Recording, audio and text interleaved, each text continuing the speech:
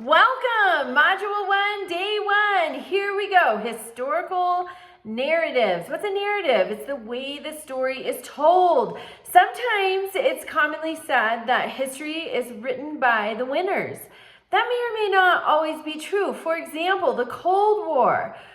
Cold War history is written in large part by American historians who had access to information on the United States side of things.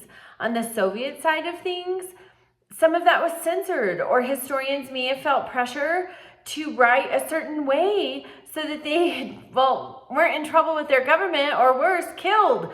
Also, we're not sure we have all the information. Take, for example, the Kennedy assassination. Have all of those records been released?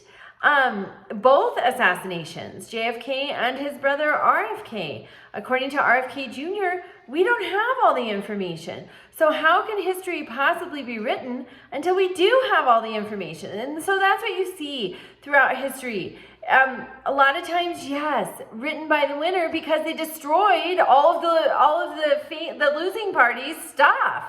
Or, sometimes the information gets lost. Sometimes it's lost on purpose, destroyed. Sometimes we don't have the whole story.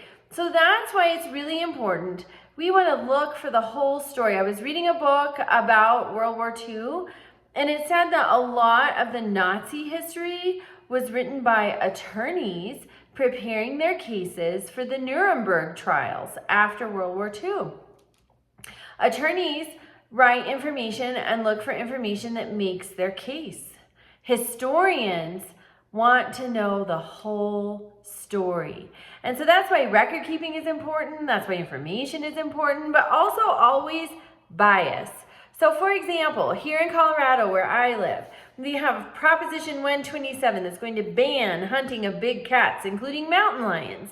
So a couple of days ago, when my neighbor, less than a mile from me, has a picture of a mountain lion that was near her home, the ban might be more attractive to me than it is to someone, say, who lives in Denver that probably is not going to have a mountain lion in their neighborhood. So that's something, we have bias. We have things around us that shape our perception. We have things from our growing up that shape our perception. We have things that we know of from our history that shape our perception. And each of these things is unique. We each have a unique view of the world around us. None of us are going to see it the same way.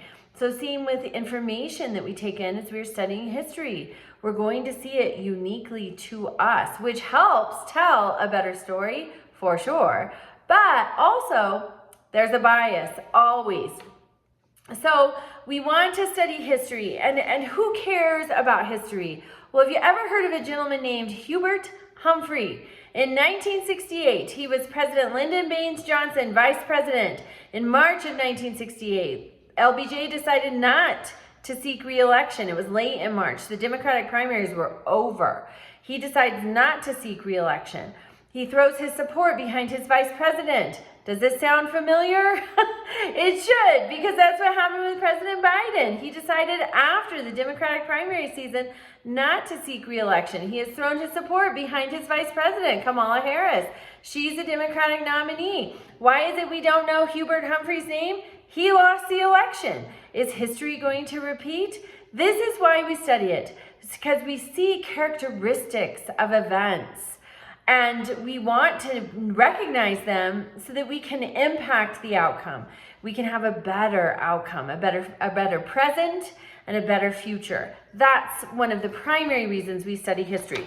So this week, dive in, post your initial discussion. I love those in Module 1. I get to meet all of you, learn a little something about you, review the Module 1 guide, review the required resources, participate in the discussion. You want to reply to at least 2 of your peers. Be respectful, be encouraging. We're all working, going to school, a little stressed out. So be respectful and encouraging and admiring. I admire you for taking the chance and making the effort to further your education. Also do the Module 1 assignment. Always check the guidelines and rubric. It will tell you exactly what to submit, how to submit it, and it lets you know what I'm looking for when I grade it. and take a peek at Module 7 and the project that's coming up. Welcome.